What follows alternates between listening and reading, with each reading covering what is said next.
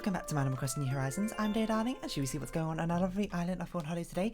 And if you can tell by today's title, we're going to be talking about OneShot. And I'll warn you beforehand, before we go into spoilers, and for anyone who's clicking on this thinking this might be a recreation of OneShot in Animal Crossing, I'm sorry if this is not. This is my daily video diary, and I'm just talking. This is OneShot. Is this what I'm talking about today? Because today I finished recording the last episode of OneShot. All in all, what a wonderfully atmospheric game. That's probably the way I put it. It's a very lovely atmospheric game with nice characters, I would say, and a cute story to go along with it. So anyway, hello everyone. Right now in Fawnhollow, it's 3:37 PM on Friday, February 11th, 2022. Now for today's announcement, we have someone setting up a campsite. Fauna. A 1 in 600 shot. Do we have it? Do we have luck on our side? Yeah, I was actually thinking about how to even talk about OneShot in this episode, because it's a little bit difficult. One, and a lot of the key parts of it, I think of it, are quite spoiler heavy, but also a lot, I think, of OneShot's charm is the fact it's a very atmospheric game, you know? It's not a game where I feel like it's, you know, I feel like people are very, you know, kind of fairly going to compare it to Undertale in certain degrees, and I think there is certainly an element of comparison there, I suppose, both being like indie RPG games with a focus on like story and spoilers, mild spoilers, I suppose, meta elements. But I think that's kind of where the comparison stopped, because Undertale is very focused on like the witty characters and I suppose the banter, you might want to say, or like how the story subverts your expectations from what a regular RPG might do. But you are. I know your name. No, I don't. Flo or something. It's not Flo. Midge, that's it. I just realised Flo's very much a penguin we used to have in Fawnhallow. Sorry, Midge. Since you're not Fawnhallow, we cannot invite you to stay. But OneShot I don't think focuses on that so much. Because Undertale, the characters actually get quite a lot of depth, is what I'll say. You get a huge amount of insight into each of the characters. While OneShot, not as much. You kind of get a reasonable amount of insight into Nico, who's the main character who you control most of the time, and you get some insight into some other characters, but it's not much more than sort of I suppose you don't really see much of the growth or anything. You just sort of they take part in the story, and you get to see like the surface level, who they are, and you get to see a little bit deeper in here and there. But that's not really the focus. The real focus in OneShot is the sort of atmosphere, the sort of atmospheric. You know, just take your time to walk around, smell the roses, sort of wandering system it's got going on, which I think probably makes it a bit more hit or miss than something like Undertale would for your average gamer, is my assumption. Yeah, it's also quite a small indie game, so I tried to see what other people's thoughts on that sort of thing were, you know, try to look up like reviews and that sort of thing, and you know, there's not too much around there, but some things I have seen are people just, you know, if they were going to complain, it's mostly of element there. There's a lot of walking around, I suppose.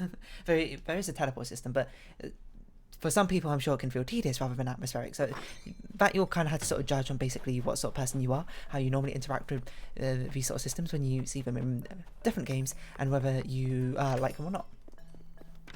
But for me, I do very much like them. I do like atmospheric things.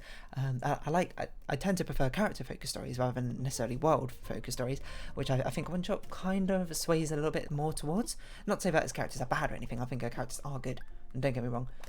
But I'm not going to say they're like groundbreaking. I'm not going to say they're like, oh my god. Apart from Nico and any of them, well, actually no, I did quite like George. Nico and very few of them are going to be like, oh, these are characters are going to stick in my mind, being like, wow, these are such deep and like these are like masterpieces of characters or anything. But no, they're just very pleasant characters to speak with most of the time. They're just there and nice. That's all I can really say. So I think it's going to be kind of difficult to sort of articulate a lot of my thoughts about OneShot. So we're going to start going into slightly spoiler territory, I think. So, you know, be warned.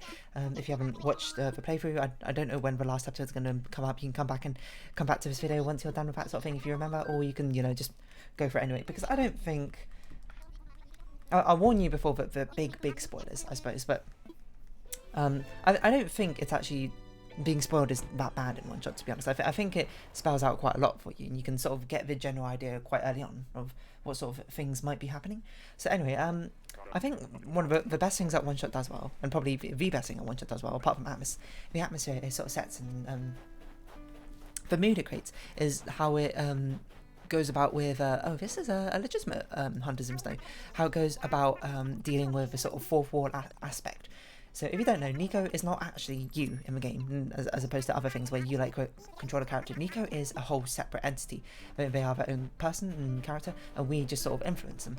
Nico has a quote own free will, is kind of how it's explained. Like what Nico does is kind of what Nico is, like how you controlling Nico is explained in the game as basically Nico controlling themselves. But you know, obviously that's not literally the case, but it's how explained. And I think the game actually does quite well at explaining these sort of things. And tying the fourth wall aspect actually into the story. You, on the other hand, are like the deity, the god of our world.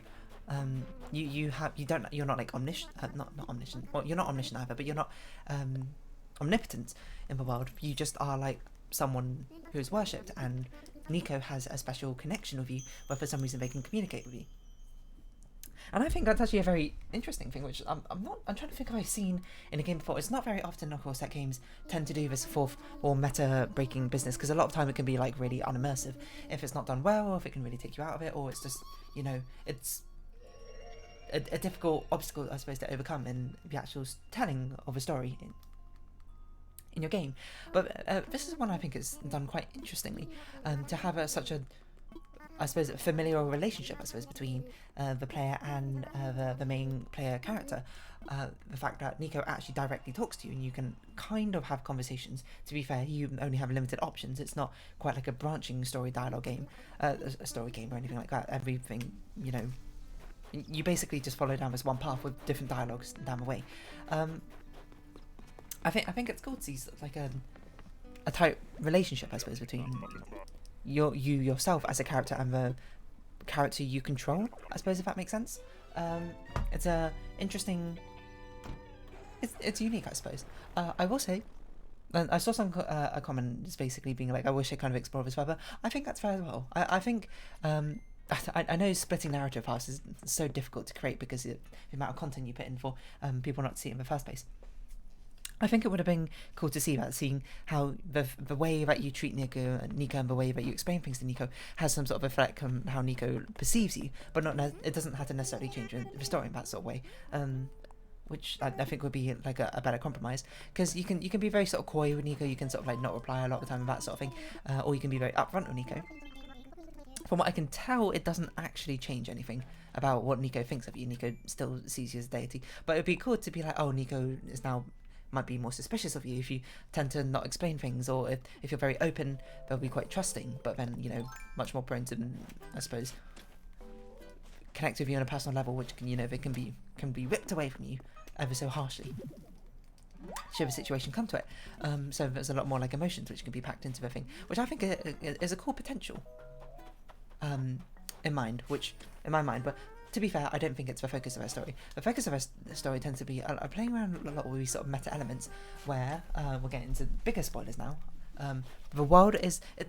I'm not even sure if I wrap my head properly around what happened. It's the world in OneShot is... Okay, in reality, everything is fictional, but in the game universe, the world is created by a creator who created the game. But Nico is from a different universe or world pulled into the game to try and save it from dying, from corrupting itself. And yeah, it's something like that. And we are just the people who found the code of the world and ran it on RPC, because it was like lost in void after the creator's original world got destroyed, I think. So this is basically, they created the simulated world to try and save their previous world. They created this engine, this system, this world machine, always known as the entity, I suppose, the actual game itself, to try and help save it, but they couldn't. So now they're trying to save this fictional world instead. But you need a living being, who is Nico in this case, to run it. It's a bit complicated. I'm not even sure if I got that 100% right, but to be fair, I don't think you need to have like a perfect grip of exactly what's going on to really appreciate what's going on. You can kind of get the broad strokes. Oh, this is kind of like, it's real but not real. No, sorry, other way around. It's not real, but it actually is in the context of game, which is always interesting. I don't know why I just shook this coconut tree, I'll be honest. But a lot of the elements are, I think, are quite neatly like tied up and explained. You know, the fact of like how did you even download this game is part of the story. It's the fact that creators sent off like their simulated world into the void, and it just got lost for ages until we came along and found the game and downloaded it from whatever site we found and ran it on our machine, and thus like brought it back into existence again. I thought that was pretty neat. Yeah, so it does well to incorporate all of this like 4-4 stuff into the game, and I think a lot of the 4-4 mechanics are actually kind of cool, to a certain degree. I feel like certainly because I've played other games which have played around like meta mechanics, like, you know, Doki Doki Literature Club certainly did. There might be others which I can't think of off the top of my head, but at this point it seems a lot, not trite to me, but it's more like, oh, you know, I've seen things like this before. It's not like mind-blowing as it might have been back in 2014, 2016, I can't remember when it first released, where it might have been like, whoa, this has not been seen before. But I think it does it reasonably well. Like, you go hunting around into your documents to try and find like passcodes and that sort of thing. The only thing is, it didn't seem to put the document. It seemed to save those files that you needed to find in actually your documents folder rather than in the same folder as where the actual game is stored, which I didn't realise, because I have like 2 drives and I saved it on one of my other drives, the document folder on my other drive. So every time it said go to your documents, I kept going to that one and be like, there's nothing here, and you know, that was just like a bit annoying trying to find some things when actually they saved it into like my main hard drives and documents. I was like, okay, I guess that makes sense, but you know, it's a bit unclear in that sort of aspect. I think it could have been a bit neater if it was just saved in that thing, but to be fair, maybe that's more difficult, or maybe, you know, it's better this way. I'm not really sure. That's just a very niche sort of problem to have, where it was because of me saving it in a different folder that happened. Yeah, they do some other cool meta things. They change your background, which I literally did not even realise that's something like games have access to. They change your background to a relevant combination you need at one point.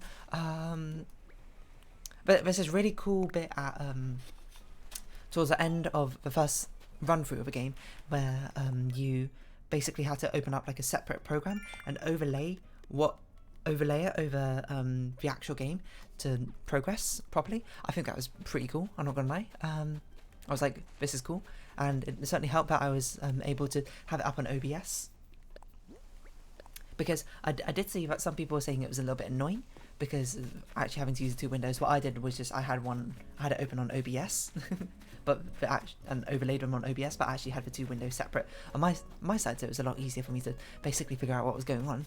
But of course, not everyone's going to be playing with OBS open, so it's not quite that easy, isn't it? Yeah, I thought that was a really cool moment and sticks in my mind of being like a clever use of all these multiple windows and that sort of thing, and that other sort of executable being a way for the creator, quote-quote, of a game to communicate with you, so being a way for meta elements to be introduced into the story from an external thing. And, you know, of course it makes sense that it's also outside of the scope of a game, so when the actual game engine, quote-quote, itself starts getting like corrupted, it doesn't have eyes and that sort of thing, so it's not aware of that situation, which that sort of plan unfolding behind its back. Yeah, I thought that was pretty cool. And then you get to run through the game again through the Solstice thing. The Solstice one introduces some more characters, which are, you know, nice, I suppose. Let's get... No, this is not Nookmar Island, this is a Cap'n Island, so there's not going to be a fossil here. So I thought that was pretty cool to see. What else meta element wise? Yeah, things were just like incorporated what I thought quite well into a story meta element wise. Everything seemed to have its sort of explanation, and I'm sure like game theorists will have a field day with that one. And maybe, and I don't really know. Sorry, let me have a sip of water.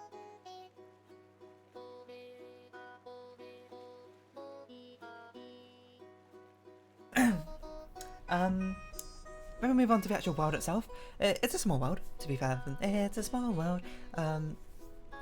There's only 3 areas: the Barrens, the Glen, and the City. They all have distinct palettes and distinct colour schemes and distinct people and NPCs, which certainly give them a different feel in every single one.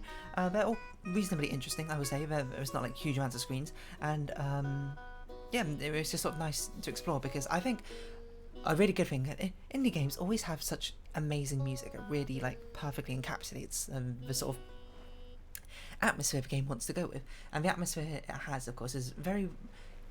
I'm not sure how to put it, sort of like a mystical exploration it's sort of like it's whimsical, I think is how I'd probably describe it. And they each have a very sort of different feel, and I thought it was quite fun exploring the worlds. But they did put a lot of dialogue in with Nico interacting with things, so that was always nice to see. A lot of I would say the nameless characters, just the generic NPCs, were actually quite interesting to a certain degree. They didn't obviously have like in-depth stories or anything, but they were amusing enough that their dialogue, I think, warranted, you know, speaking with them in the first place, and then having a conversation, and then, you know, going on your merry way. Environmentally, I thought it was quite nice, you know, and I did like every time it came in with like a still picture, like a cutscene, quote is probably how I best describe it, even though they were just like a still picture, but showing off a different graphics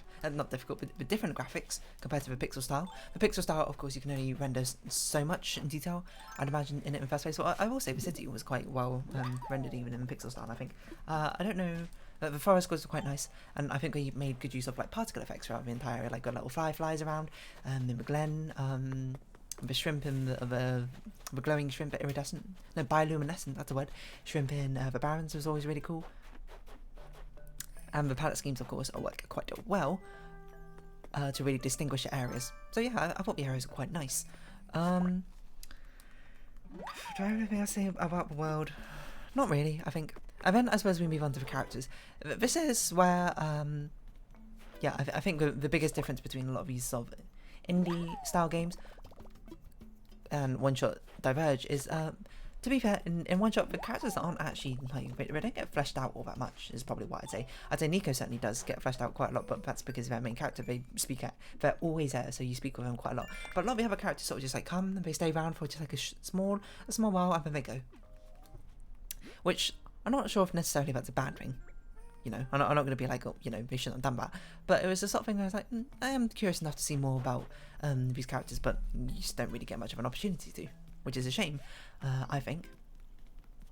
Because it means that you can't really see the characters go through any sort of development, except for Nico does, I suppose the War Machine does. The other sort of characters that just, a lot of them just sort of end up feeling like guides, I suppose, especially towards the Solstice route, where, like, Cedric, what's his name? Prototype and Rue basically just are guides. They're like a means to tell you how to carry on the story through, I suppose. But I'm not going to say that's a bad thing necessarily, because I think the characters sort of serve a different purpose. While it's not like there to see the huge depth and the character growth, the struggles and things that they go through, they're just sort of there to give you like a taste of interest, you know, show off like their flair, their personality, have an interaction, and then be on their way. It's just sort of like a different experience, I think, than you might expect. But it did, you know, come with a consequence. But the characters' designs I actually quite liked in a lot of cases, and I do like their personality. But none of them were just like, oh, you know, really resonated with me in the sense, because, you know, I didn't see them really go through all that much apart from Nico. But I'll just shout out, like, I think the characters were generally quite interesting. Nico is certainly, you know, one of my favourites. I think my favourite character is probably George, and as I learned, George is the dice-head woman in the library. As it turns out, she can have up to 6 different personalities, depending on which dice face you meet. Which was actually insinuated in the game, and I think I brought it up that there's a book being like, I wonder which one you meet, and it will show like with different dice heads. And I was like, I wonder if this dice head will be different for every single person they play through. If you're wondering which ones I met on my playthrough, my first time through, I met dice head 4, which, as I understand it, she's like a very sort of peppy, happy,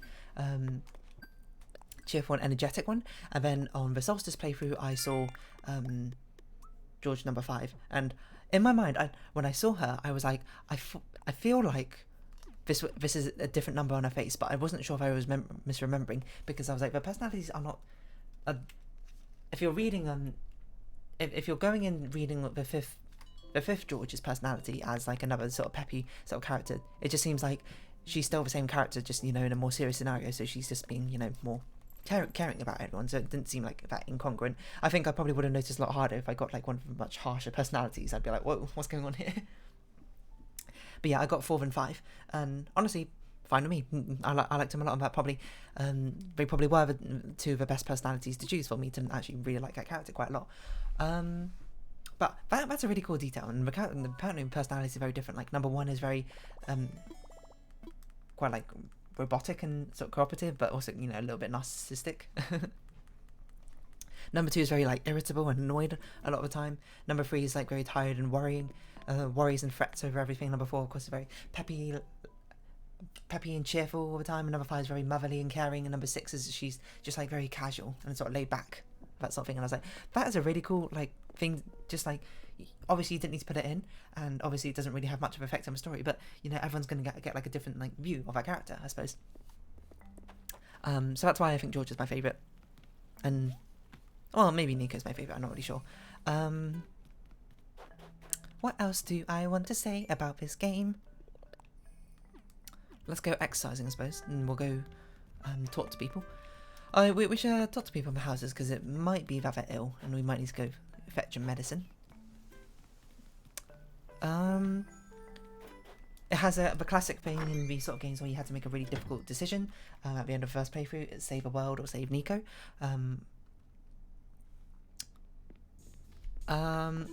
Yeah, I mean, yeah, that episode's been uploaded by now, so if you've watched the playthrough, you'll know I chose to save a world after discussing it. But I was kind of already set on that before I actually got to there, and you know, it was tragic for Nico, but it was sort of a situation where like I don't think Nico would be particularly happy with just like going home just like that.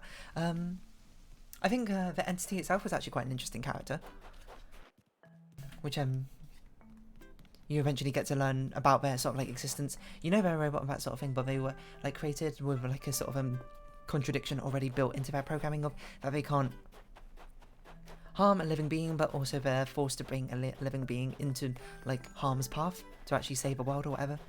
Like they've been directly programmed to do that, and they're sort of just like, what to do, and then they sort of being self-destructive and corrupting themselves, and made you empathise with them. Certainly, I think they're not. I'm not going to say if there's true. Yeah, okay, no, I would say that there are no like true villains in the story. Certainly their entity is antagonistic, but also they're more like a misunderstood villain, I guess, might be how you put it. But like labeling them as a villain doesn't really feel right, is probably how I'd put it. They're just sort of someone who can't really act out, I suppose, against their own sort of programming, which made it very difficult for them to really do much in the first place. So yeah, the entity was cool to see. I'm trying to think. It's very difficult to talk about OneShot. In a sense, as I said, it's a very atmospheric focused game. So it's sort of just like they got the atmosphere right. It's hard to comment on much more than that. So I'm just trying to think about what other things are very noticeable for me. Oh yeah, there are puzzle like elements. I would say if you're someone who's not very story driven or not very like atmosphere driven, you will probably not like this game, because there is not much in the way of actual gameplay. Is probably what I'd say. There are some puzzle elements, but the puzzle elements are incredibly trivial. They are so incredibly easy. The only difficult puzzle is there's like a sheep pushing puzzle, which is sort of just like traffic jam, where you have to like figure out how to push the sheep in the correct way to actually get them to end up in certain spots. But I suppose it's got like sort of a puzzle elements that like an adventure game has, you know, where you collect items and you like interact with these items at places to try and get things to working. But the difficulty in the puzzle is sort of just more like remembering what you have, which I suppose is just kind of like true to like sort of any sort of adventure game. The difficulty doesn't come from trying to work out the puzzle. It's just being like, what combination of things do I have which will work in this situation? And to be fair to the game, it does make sense, all the puzzles, and I don't think there was a time where like I was like, this puzzle doesn't make sense. But the puzzles, I would say, if anything, far too easy. And that's not meant to be like a flex or anything, being like, look how good I am at puzzles. I think it was just, I think most people would probably find it too easy, because it's sort of just like, oh, you know, you only get access to so many items. I wonder, you just sort of had to mash the items together. Like, even if you brute forced it, you've only got so many combinations in the first place. I don't understand why this one doesn't spin. Well, it spins later, I suppose. Jump, jump, jump, jump, jump, no. Oh, now I'm just behind schedule, everyone. Oh, whatever, we'll just skip out jumping. Yeah, you just sort of collect the items, being like, well, I'm going to use this to interact with literally the only item it probably could interact with. Some of the Actually, no. I will say the puzzles did feel a bit weird to me sometimes. The one that sticks that I can think about is recreating the button for the elevator using the tin can. I was just a bit like, huh? It's a bit weird, but sure. But there's not many times I was particularly stuck in OneShot because there's only so many things you can interact with. The only time I was stuck was when I forgot about the stapler. Because we needed to staple things together, if I recall. I don't really remember why. It's a little bit arbitrary. But I suppose the puzzles were, of course, put in there just so it's not just like a complete walking simulator. There's at least something you need to think about. But yeah, I would like to see more of the characters. Like even some of the NPCs were quite interesting. Like the plant guy who you spoke to, I was like, oh, you seem like an interesting character. But then you don't really see them again. Even though it's self-sustaining when like the world is falling apart, you only have a couple of lines of dialogue, which is fair. I think it's just more of a fault of me. When I went into the game, I thought it was going to be like a big story-driven, like character-driven game where you'd talk to all the characters and you get to know them and see them like grow and fail and whatever. When really it was sort of just like it has more of the feel of just sort of going into going on like on a road trip and you're just like passing through the town. You get to meet a load of people for like for that day, and then you are on your way again. I suppose that's probably the way I describe it. Is how it feels, which is not a bad thing. It was just a mismatch of what I thought the direction was going in. And to be fair, I do tend to prefer very character-centric sort of stories in the first place. What else would I say? There's a lot of walking, I will say, in the game. They do actually have a teleport system to teleport things around. So if you are bothered by how much walking there is, you can teleport around to places. You can't do it inside, which feels like a bit of a shame. Because I don't really see why you shouldn't be able to. What else? Soundtrack, fantastic. Just utterly banging. Very, very small team actually working on the game, to be fair. So obviously give them a lot of credit for how much we could output. I think it's just like 3 people essentially working on it, excluding all the Q&A testers. Yeah, so I think it was quite a marvellous game. It was certainly worth playing if you like these sort of like indie titles, if you like story games, and especially atmospheric games. I would certainly give it a try. It's probably very cheap a lot of the time, I'd imagine, as well, so no harm in just sort of picking it up in a sale. But yeah, do I have anything else I particularly want to add to this? Not really, I suppose. I just think the music's very nice and it's very relaxing. Yeah, my criticisms I feel like are kind of like moot criticisms because it's not really what the game is going for in the first place. And obviously not every game out there is going to be like perfect or anything. And I think that's a little bit ridiculous to expect that. So it's just sort of like if you are a certain type of person who enjoys these types of games, you will very thoroughly enjoy it. And if you don't, you will not enjoy it. Is my assumption. I think it's very. It's probably quite clear to you. Just by hearing about the game, if you know yourself as a gamer, you'll probably know if you'll enjoy it or not. I think in general most people will find it fine. But yeah, it's just what it is. It's just a quaint little story. What is this? I got a notification.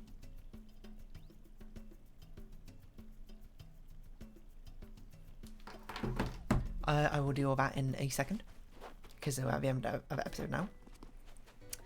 Yeah, it's just a quaint little game. Is all I can really say to it. Enjoyable experience, and I would recommend playing it or giving it a shot if you get the opportunity to. Yeah, I don't really have much to say. It was just nice and atmospheric. But yeah, I think we'll round this episode off here. So if you have been watching, thank you very much. It's been Animal Crossing New Horizons. I've been Dear Darling. Any likes, comments, subscription, shares are greatly appreciated. Join my Dear Darling Discord. Follow me on Twitter down below. Hope we see each other again. But for now, it's our farewell. So until next time, bye bye for now. Oh, and if you do play OneShot, do play it on windowed mode. Okay, bye bye for now.